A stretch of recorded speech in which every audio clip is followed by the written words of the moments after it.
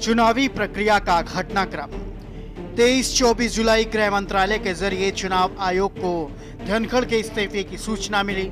अगले दिन यानी कि 23 जुलाई निर्वाचन आयोग ने चुनाव प्रक्रिया के लिए तैयारियां शुरू की। 31 जुलाई निर्वाचन आयोग ने संसद, लोकसभा एवं राज्यसभा के निर्वाचित और मनोनीत सदस्यों को सम्मानित करने वाला इलेक्टोरल कॉलेज तैयार किया। रिटर्निंग ऑफिसर व सहायक रिटर्निंग ऑफिसर की नियुक्तियों को अंतिम रूप दे दिया गया।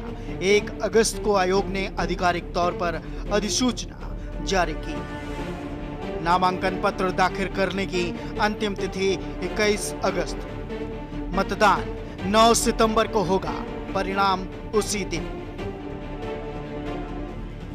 भारत के उपराष्ट्रपति का चुनाव एक विशेष प्रक्रिया के तहत होता है, जो भारतीय संविधान और उपराष्ट्रपति चुनाव अधिनियम 1952 के प्रावधानों के अनुसार संचालित होता है। बता दें, जगदीप धनखड़ के इस्तीफे के बाद खाली हुए उपराष्ट्रपति पद के लिए चुनाव का ऐलान कर दिया गया है। चुनाव आयोग ने बताया कि उपराष्ट्रपति पद के लिए 9 सितंबर को चुनाव कराया जाएगा। अधिसूचना 7 अगस्त को जारी की जाएगी, जबकि नामांकन पत्र दाखिल करने की अंतिम तिथि 21 अगस्त होगी। वही नतीजे मतदान के लिए यानी 9 सितंबर को ही घोषित किए जाएंगे। उपराष्ट्रपति पद के लिए क्या है योग्यता? भारत का नागरिक होना चाहिए, कम से कम 35 वर्ष की आयु होनी चाहिए, राज्यसभा का सदस्य बनने की योग्यता होनी चाहिए, भारत सरकार के अधीन कोई भी लाभ का पद नहीं होना चाहिए। आपको बता दें, भारतीय संविधान के अनुच्छेद 324 के अंतर्गत निर्वाचन आयोग भारत के उपराष्ट्रपति के पद के लिए चुनाव कराता है। इसमें संविधान के अनुच्छेद 66(1) के अनुसार भारत के उपराष्ट्रपति का चुनाव एक निर्वाचक मंडल द्वारा किया जाता है, जिसमें राज्यसभा के निर्वाचित सदस्य, राज्यसभा के मनोनीत सदस्य और लोकसभा के निर्वाचित सदस्य शामिल होते हैं।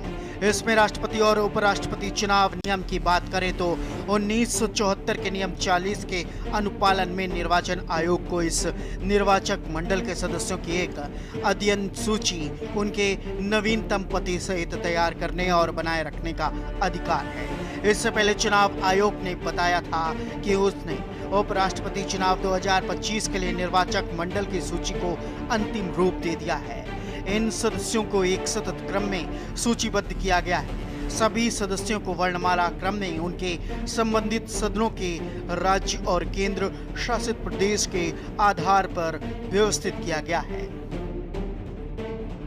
नए उपराष्ट्रपति का पूरे 5 साल का होगा कार्यकाल। गौरतलब है कि धनखड़ ने 21 जुलाई को उपराष्ट्रपति पद से इस्तीफा दे दिया था, जबकि उनके कार्यकाल की समाप्ति में अभी 2 साल से ज्यादा का समय बाकी था। उन्होंने स्वास्थ्य कारणों का हवाला देते हुए अपने इस्तीफे में लिखा, स्वास्थ्य का ध्यान रखते और चिकित्सकों की सलाह का पालन करने के लिए मैं संविधान के अनुच्छेद 67 का के तहत भारत के उपराष्ट्रपति पद के तत्काल प्रभाव से इस्तीफा देता हूँ। बता दें कि धनखड़ के इस्तीफे के 2 दिन बाद ही उपचुनाव आयोग ने नए उपराष्ट्रपति के चुनाव की प्रक्रिया शुरू कर दी थी। हालांकि धनखड़ ने अपने 5 साल के कार्यकाल में केवल 2 साल के भीतर इस्तीफा दिया, फिर भी उनके उत्तराधिकारी को पूरा 5 साल का कार्यकाल मिलेगा, न कि शेष बचा हुआ समय। क्या है दोनों सदनों का गणित?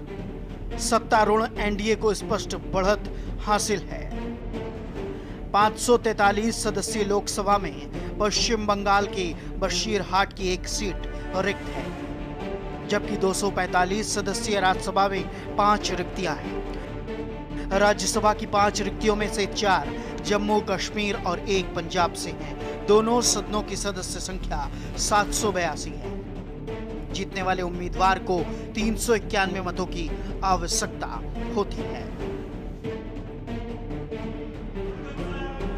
आपको बता दें, लोकसभा में भाजपा के नेतृत्व वाले राजग को 542 सदस्यों में से 293 का समर्थन प्राप्त है। सत्तारूढ़ गठबंधन को राज्यसभा में 129 सदस्यों का समर्थन प्राप्त है, बशर्ते कि मनोनीत सदस्य राजद उम्मीदवार के समर्थन में मतदान है। इस प्रकार सत्तारूढ़ गठबंधन को कुल 422 सदस्यों का समर्थन प्राप्त है। बता दें कि संविधान के अनुच्छेद 66(1) में प्रावधान है कि उपराष्ट्रपति का चुनाव आनुपातिक प्रतिनिधित्व प्रणाली के अनुसार एकल संक्रमणीय मत के माध्यम से होगा। इस प्रणाली में मतदाता को उम्मीदवारों के नाम के सामने अपनी प्राथमिकताएं अंकित करनी होती है। स्पेशल डेस्क के न्यूज़ इंडिया।